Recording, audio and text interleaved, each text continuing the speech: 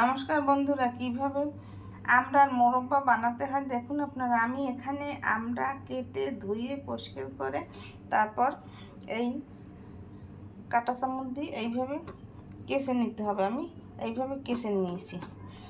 আর এখানে গুড় নিয়েছি, গুড় দিয়ে করলেই ভালো হয়। এখানে জল দিয়েছি কড়াইতে, চুলা ধরিয়ে দিলাম। এখন আমড়াটাকে সেদ্ধ করে নিতে হবে। ঢাকনা দিয়ে ঢেকে দিলাম। ঢাকনা আমি তুলে দিলাম। দেখুন আমার আমড়া এই যে দেখুন এই সেদ্ধ হয়ে গেছে। এখন তুলে নেব একটা থালায় করে। তুলে নিয়ে গুড় দিয়ে দেব।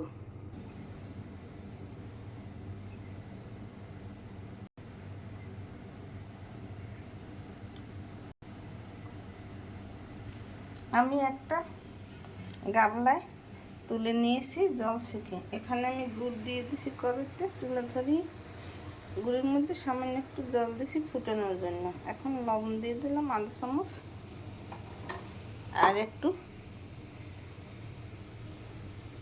এলাচের গুঁড়ি দিয়ে দিলাম।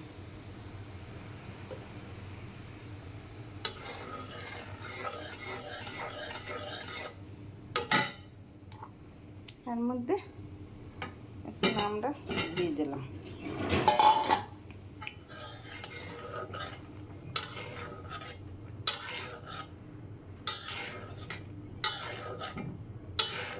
সামান্য উপকরণেই আমড়ার মোরব্বা তৈরি হয়ে যায়।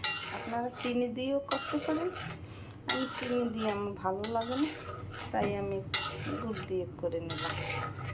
গুড় দিয়ে করলে খেতে টেস্ট হয় ভালো, চিনিটার টেস্ট একটু কম হয়। গুড়ের সাথে একরকম, চিনির সাথে আর একরকম। এরকম করে নাড়তে নাড়তে যখন গুড়ের পাকটা হয়ে যাবে তখন আমরা মোরব্বা তৈরি হয়ে যাবে। সামান্য উপকরণে আমরা মোরব্বা তৈরি হয়ে যায়।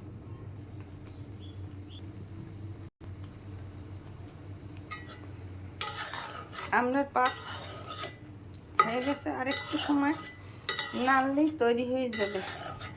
আপনার পাকা আমড়া দিয়ে করবেন। পাকা আমড়া সামান্য একটু একটু পেকেছে, সেই আমড়া দিয়ে করলে খুব খেতে সুস্বাদু হয়। আমি কাঁচা আমড়া দিয়ে করেছি, তাই সেদ্ধ করে নিতে হয়েছে, নাইলে সেদ্ধ করে নিতে হয় না পাকা আমড়া দিয়ে করলে। আর একটু টানলে নিয়ে আর একটা পাত্রে নামিয়ে নেব। আমার গুড়ের পাক তৈরি হয়ে আসছে।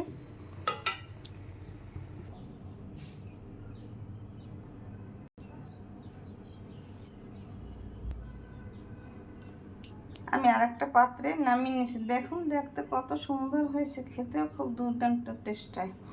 আপনারা এরকম ঘরে আমড়ার মোরব্বা বানিয়ে খেয়ে দেখবেন, খেতে অনেক সুস্বাদু লাগে। পাকা আম দিয়ে বানাবেন, সেটা আরও খেতে লাগবে। দেখুন দেখতে কত সুন্দর হয়েছে, খেতে আমি একটু খেয়ে দেখি কেমন হয়েছে টেস্টটা। খুব সুন্দর টেস্ট হয়েছে। উফ, কি দারুণ! আমার আমড়ার মোরব্বা তৈরি হয়ে গেছে। আমার চ্যানেলটিকে সাবস্ক্রাইব করে লাইক কমেন্ট শেয়ার করে পাশে থাকবেন। ধন্যবাদ।